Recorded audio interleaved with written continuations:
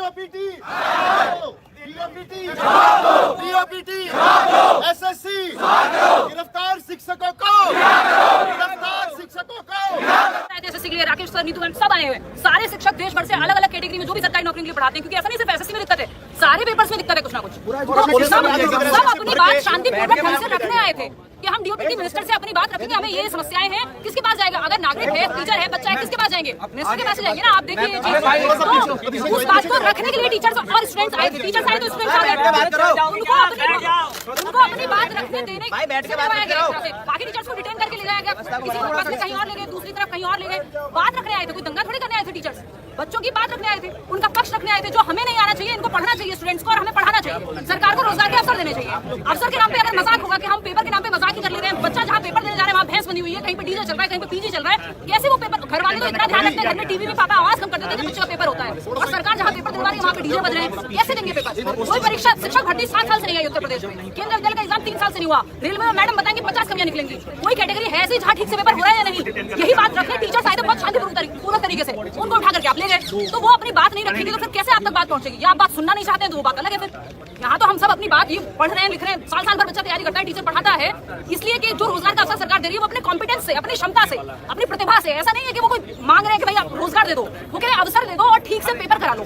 वो जैसे आपका माउस काम नहीं कर रहा, कंप्यूटर काम नहीं कर रहा, वो कंप्यूटर और माउस नॉर्मल चीज नहीं है। वो आप ये समझिए जब से पेपर ऑनलाइन हुआ तो और वर्ष हो गई चीजें, हक मांग रहे हैं। और दूसरा पेन की तरह है वो जो माउस काम नहीं कर रहा वो पेन के जैसा है। मान लो पेन नहीं चल रहा हो तो पेपर कैसे देगा बच्चा? जब आपका माउस काम नहीं करेगा, सिस्टम काम नहीं करेगा, वो हैंग हो रहा है, बच्चे से जबरदस्ती लिखवाया जा रहा है कि नहीं पेपर तो तुम्हारा ठीक हुआ है, जबकि उसका वो सिस्टम हैंग था या चल ही नहीं रहा था ठीक से, बच्चों को पीटा जा रहा है। तो ये कितनी दुखद बातें हैं।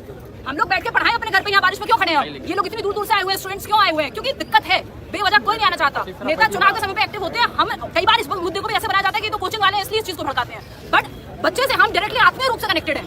हम जो भी आज अच्छा कर रहे हैं अपने जीवन में इन्हीं की वजह से कर रहे हैं, क्योंकि हमने थोड़ी बहुत मेहनत की, इनको वो चीज काम आती है। हम घर पे नहीं बैठ सकते कि हम आराम से एसी रूम्स में बैठे और ये लोग यहाँ परेशान घूमे। हमें इनकी बात सुननी पड़ेगी और हम सबकी बात सरकार को सुननी चाहिए, प्रशासन को सुननी चाहिए। आप ये देखिए देश भर के कोने-कोने से टीचर्स आ रहे हैं, 400 किलोमीटर 500 किलोमीटर से शिक्षकों को बिल्कुल अपराधी की तरह से ट्रीट किया गया है। यहाँ पर शिक्षक जो है पूरे देश में शिक्षा की अलग जगाते हैं, हर एक बच्चे के लिए कह सकते हैं कि भविष्य निर्माण करते हैं, और उनको एक इस अपराधी की तरह ट्रीट करना, उनको मार के लिए टीचर को घोड़ी घाट में छुपना पड़ रहा है। 8 साल से कोई भर्ती नहीं आई है, यूपी शिक्षक भर्ती आए तो उन्होंने पूछा, हमने कहा लेकिन चुनाव की डेट फिक्स है कि चुनाव हर 7 साल में होगा, लेकिन भर्ती कब होगी इसका कोई टाइम टेबल नहीं है। कब भर्ती आएगी? 8 साल से बच्चा पूछता है कि सर भर्ती कब आएगी, लेकिन भर्ती का आता पता ही नहीं होता। और भर्ती आती भी है तो फिर उसके बाद 5 लेवल और हो जाते हैं। एक बार हाई कोर्ट, सुप्रीम कोर्ट, इस तरीके से लेवल में जूनियर सुपर टेट की भर्ती हुई थी, उसका आज तक रिजल्ट ही नहीं आया है। पता नहीं उसका रिजल्ट भी कहाँ चला गया है। भारत माता की, भारत माता की।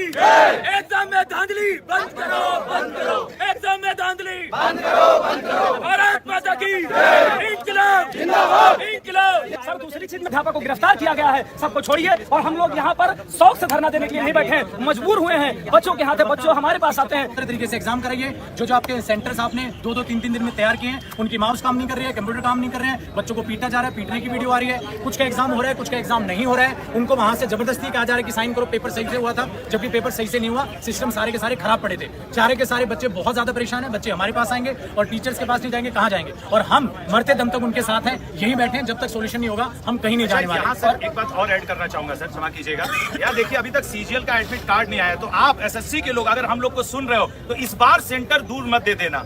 अभी भी आपको एडमिट कार्ड प्रिंट करना बाकी है, तो centre with in the circle दो ताकि छात्र आसानी से पहुंच सके। और दूसरी बात बार बार कहेंगे, ये जो हमारे गिरफ्तार शिक्षक हुए हैं उनको जल्दी से जल्दी रिहा करो ताकि वो शांतिपूर्वक हम लोग के साथ जुड़ करके अपनी मांगों को रख सके। और दूसरा मुद्दा है टीचर्स को पकड़ पकड़ के बस में भ्रांति से हम आवाज उठा रहे हैं। किसी तरीके की कोई भी हिंसा ना हम की, ना हम कभी भी करेंगे। ये सभी आप ही के लिए बच्चे इकट्ठे हुए हैं, भारत सरकार भी आपके साथ है। हमारी आवाज सुनी नहीं जा रही है, कहीं ना कहीं कमी भी हमारी है। सबसे पहले तो हमारे टीचर्स को वापस करो। हमारे टीचर जितने भी गिरफ्तार हुए हैं उन सभी को रिहा करो। हम अपनी बात बड़ी शांति से रख रहे हैं और हम अपनी बात को मनवाएंगे। सरकार हमारी है तो बात भी हमारी सुनेगी। गिरफ्तार शिक्षकों को और हमारा जो भी साथी टीचर जैसे जाके थोड़ी दूर जाके वो छोड़ दे रहे हैं तो जल्दी से छोड़ें। और जो भी टीचर छूटता जाएगा वो तुरंत सब यहाँ जुड़ते चले जाएंगे जंतर मंतर। अगर कोई भी टीचर हमारे साथी देख रहा है जो बात अभी तक पहुंच नहीं पाई है, आप छुटते ही डायरेक्ट जंतर मंतर पर पहुंचो। हम यहीं पे बैठे हुए हैं।